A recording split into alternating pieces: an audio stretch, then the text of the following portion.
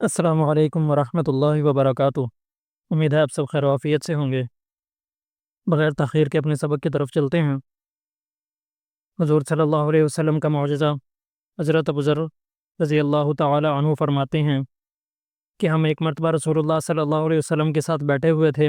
آپ صلی اللہ علیہ وسلم کے ہاتھ میں چند کنکریاں تھیں۔ اچانک ان سے تسبیح کی آواز آنے لگی، جس کو ساری مجلس سن رہی تھی۔ پھر حضور صلی اللہ علیہ وسلم نے وہ کنکریاں باری باری حضرت ابوبکر، پھر حضرت عمر اور پھر حضرت عثمان رضی اللہ تعالیٰ عنہ کے ہاتھ میں دی، تو ان کے ہاتھوں میں بھی تسبیح پڑتی تھیں، لیکن جب ان کے علاوہ لوگوں کو دی تو کنکریوں نے تسبیح پڑھنا بند کر دیا۔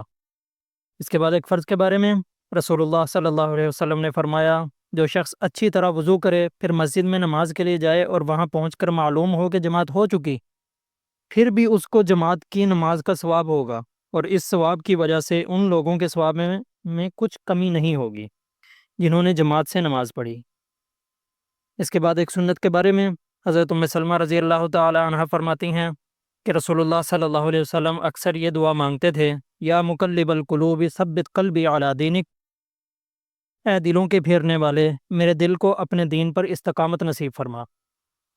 اس کے بعد ایک اہم عمل کی فضیلت، رسول اللہ صلی اللہ علیہ وسلم نے فرمایا، جو شخص اللہ ہی کے لیے محبت کرے اور اللہ ہی کے لیے نفرت کرے اور اللہ ہی کے لیے خیرات کرے اور اللہ ہی کے لیے دینے سے رک جائے تو اس شخص نے ایمان مکمل کر لیا۔ اس کے بعد ایک گناہ کے بارے میں قرآن پاک میں اللہ تعالیٰ فرماتے ہیں کہ جو شخص اللہ اور اس کے رسول کی نافرمانی کرے گا اور اس کے مقرر کی ہوئی حدود سے آگے بڑھے گا تو اللہ تعالیٰ اس کو آگ میں داخل کرے گا، جس میں وہ ہمیشہ رہے گا، اور اس کو ذلیل و رسوا کرنے والا عذاب ہوگا۔ اس کے بعد دنیا کے بارے میں قرآن پاک میں اللہ تعالیٰ فرماتے ہیں کہ اے لوگو، بے شک اللہ تعالیٰ کا وعدہ سچا ہے، تو کہیں تم کو دنیاوی زندگی دھوکے میں نہ ڈالے، اور تم کو دھوکے باز شیطان کسی دھوکے میں نہ ڈالے۔ یقیناً شیطان تمہارا دشمن ہے، تم بھی اسے دشمن ہی سمجھو۔ وہ تو اپنے گروہ کے لوگوں کو اس لیے بلاتا ہے کہ وہ بھی دوزخ والوں میں شامل ہو جائیں۔ اس کے بعد آخرت کے بارے میں رسول اللہ صلی اللہ علیہ وسلم نے فرمایا، تم جب قیامت کے دن پیش ہوگے تو تمہارے منہ پر مہر لگا دی جائے گی، اور آدمی کے سب سے پہلے چیز جو بات کرے گی وہ اس کی ران اور ہتھیلی ہوگی۔ اس کے بعد طب نبوی سے علاج کے بارے میں حضرت علی رضی اللہ تعالیٰ عنہ نے فرمایا کہ انار کو اس کے اندرونی چھلکے سمیت کھاؤ، کیونکہ یہ معدے کو صاف کرتا ہے۔